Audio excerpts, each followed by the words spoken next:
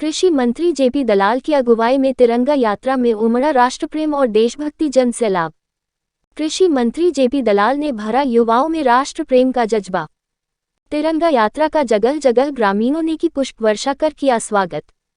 कृषि मंत्री ने लोगों से हर घर तिरंगा अभियान में 13 से 15 अगस्त तक तिरंगा फहराने की अपील की। प्रदेश के कृषि एवं पशुपालन मंत्री जेपी दलाल की अगुवाई में शहीदों के सम्मान में तिरंगा यात्रा निकाली गई। तिरंगा यात्रा में राष्ट्रप्रेम व देशभक्ति का जन सैलाब उमड़ा। हजारों की संख्या में किसान व आमजन और युवा तिरंगा यात्रा में शामिल हुए। कृषि मंत्री दलाल ने तिरंगा यात्रा को हरी झंडी दिखाकर रवाना किया। तिरंगा यात्रा धिगावा से शुरू हुई और करीब 6 किलोमीटर का सफर तय किया और सिंघानी के शहीद स्मारक में संपन्न हुई। इस दौरान जगह जगह पर यात्रा का सैकड़ों लोगों ने स्वागत किया। इस दौरान कृषि मंत्री ने लोगों से हर घर तिरंगा अभियान के दौरान 13 से 15 अगस्त तक अपने अपने घरों और दुकानों पर तिरंगा फहराने की अपील की। तिरंगा यात्रा के संयोजक और प्रदेश के कृषि एवं पशुपालन मंत्री जयप्रकाश दलाल ने कहा कि देश पर कुर्बान होने वाले अमर शहीदों के बलिदान को कभी भुलाया नहीं जा सकता।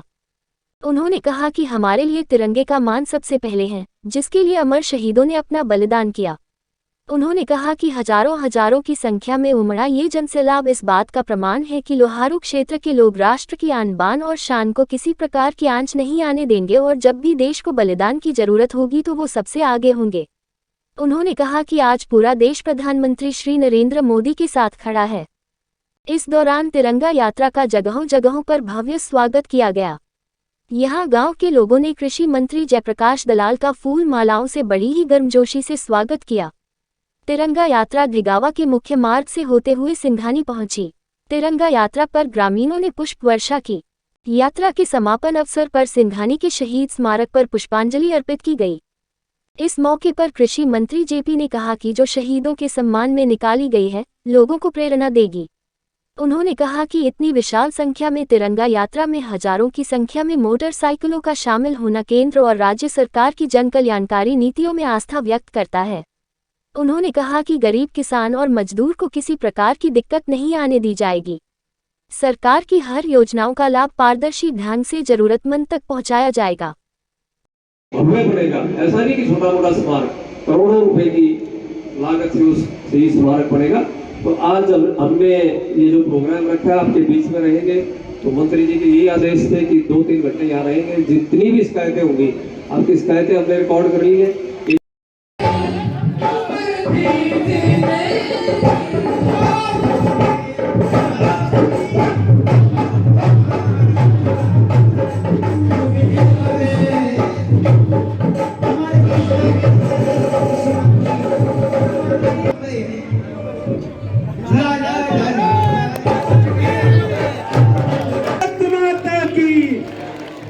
भारत माता की जय हो। के मार्गदर्शन में इसे तिरंगा यात्रा में जगह जगह अनेक आम जन कार्यकर्ताओं द्वारा इस तिरंगा यात्रा का सम्मान किया गया और आज बहुत ही ये सरपंच साहब स्वागत करेंगे। तब तक मैं निवेदन करूंगा सारे आ जाओ भाई। और बड़ी खुशी की बात है कि मंत्री जी ने आपके गांव के लिए 26 करोड़ रुपए मंजूर करवाए हैं। तो आप बैठ जाओ। 26 करोड़ रुपए शहीदी स्मारक के पुनर्निर्माण। हरियाणा के बहुत ही जुझारू और जिसे हम कह सकते हैं दापड़ नेता श्री जयप्रकाश दलाल जी, पशु एवं कृषि मंत्री हरियाणा सरकार। इसके साथ साथ मैं स्वागत करना चाहूँगा माननीय श्री नरेश नरवाल जी उपायुक्त भिवानी, जो हमारे क्षेत्र को एक पर्सनली हमेशा एक कृपा रहती है कि ज़्यादा से ज़्यादा कार्य करवाए जाए।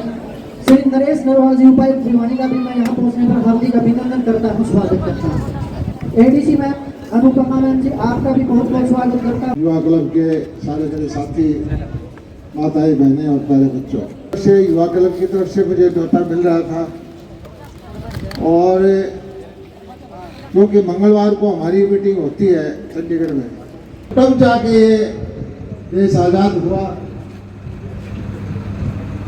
और तो दुनिया का कोई भी देश, कोई भी नेता उसकी बात को इग्नोर नहीं कर सकता, उसकी बात सुनी जाती है। मैं तो भारतीय जनता पार्टी में बहुत पुराना नहीं हूँ, आपके सामने है। विकास पार्टी में था, चौधरी बंशीलाल के साथ काम करता था। धर्मवीर नहर हमने साथ राजनीति की थी, वो अलग पार्टी में थे, हम अलग पार्टी में थे, लेकिन हमारी मित्रता रही है। ब्रह्मानंद से भी हम पुराने साथी हैं, बाबूजी से मिलते रहते हैं।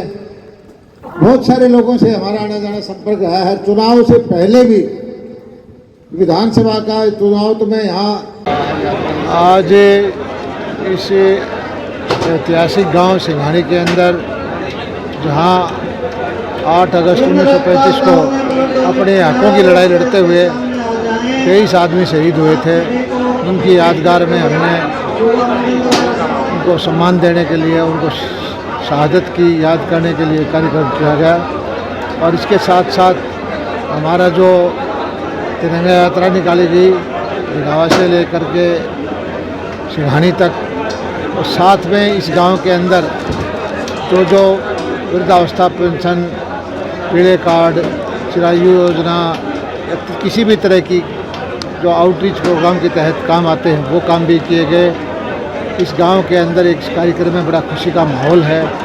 और आज हम आज़ादी की हवा में सांस ले रहे हैं, उसकी जो कुर्बानी दी है याद अगाध शहीदों ने, लाखों ने, उसकी वजह से हम आज लोकतंत्र में खुली हवा में सांस ले रहे हैं। सबको बराबर हक मिल रहा है और सभी को इसको सरकार चुन करके अपनी हक की सरकार बनाने का जो हक है, आज जो हमारे देश के अंदर लोकतंत्र है, उसका सबको लाभ मिल रहा है, चाहे वो गरीब, अमीर, किसान, मजदूर, कोई भी वर्ग हो।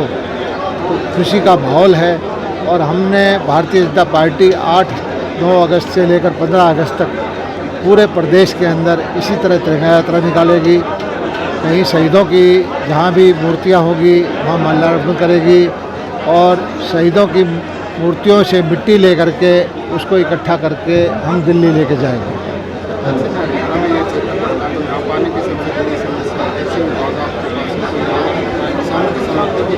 देखिए, ये हरियाणा का आखिरी छोर है और आज से 5-7 साल पहले यहाँ ज़मीन के ठेके का रेट 5-4 हज़ार रुपये होता था।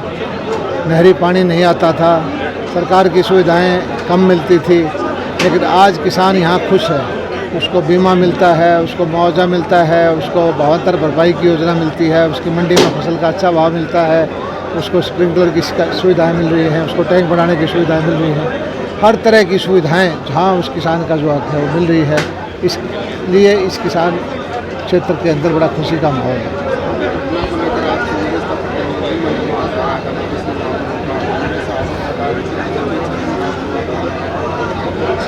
बीजेपी कभी तुष्टीकरण की राजनीति नहीं करती।